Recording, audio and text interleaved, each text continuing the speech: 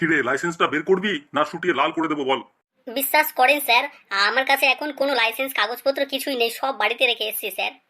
হারামজাদা, বেশি ঘাটাস না। 3rd ডিগ্রি দিলে তরতর করে সব কাগজপত্র বেরিয়ে আসবে। প্লিজ স্যার, আমাকে ছেড়ে দিন স্যার।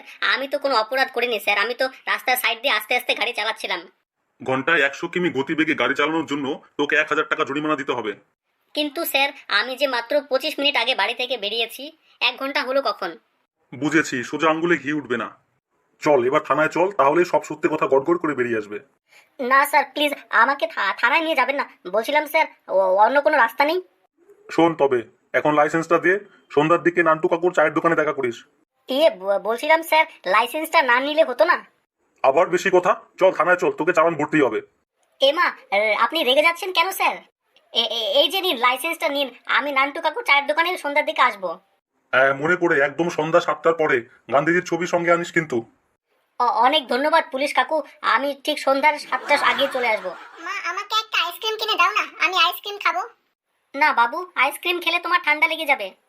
আমি সোয়েটার পরে আইসক্রিম খাবো, তাহলে আর ঠান্ডা লাগবে না। তুমি কিনে দাও না মা। আইসক্রিম খেতে হবে না বাবু, তুমি জানো ড্রেনের জল দিয়ে আইসক্রিম বানানো হয়? কিন্তু মা, তুমি আমাকে একটা কথা বলো, পৃথিবীতে এত জল থাকতে ড্রেনের জল দিয়ে কেন আইসক্রিম বানানো হয়? তুমি এখন অনেক ছোট আছো, এসব বিষয় তুমি বুঝবে না, বড় হও ঠিক বুঝতে পারবে। মা দেখো, আমি না পরীক্ষায় 2টো শূন্য পেয়েছি। হ্যাঁ রে পল্টু, শূন্য পেয়ে তোর কোনো লজ্জা নেই? আবার গর্ব করে আমাকে দেখাতে এসেছিস? মা তুমি তো বলেছিলে শূন্য আমাদের দেশে গর্বের বিষয়। পৃথিবীর মধ্যে ভারতে প্রথম শূন্য আবিষ্কার করে, তাই এটা নাকি খুব মূল্যবান। হ্যাঁ মূল্যবান, কিন্তু তার আগে কোনো একটা সংখ্যা থাকতে হবে। বাবা, কাল থেকে আমি আর টিউশন পড়তে যাব না। কেন টিউশনি পড়তে যাবি না কেন?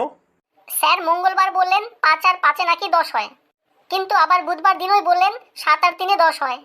আজকে আবার শেখালেন 6 আর 4-এ 10 হয়। তাই স্যার যতদিন না মনস্থির করছেন, আমি ঠিক করেছি ততদিন আর টিউশন পড়তে যাব না।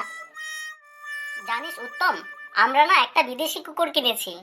তুই বিকেলে আমাদের বাড়িতে আসিস, কুকুরটার সঙ্গে খেলা করব। তোদের কুকুরটা কি কামড়ায়? আরে সেটা জানার জন্যই তো তোকে আসতে বললাম। কি রবি, তুই তখন থেকে এত গভীরভাবে কি ভাবছিস বল দেখি? মা, পৃথিবীর সবাইকে একদিন না একদিন মরতেই হবে, তাই না?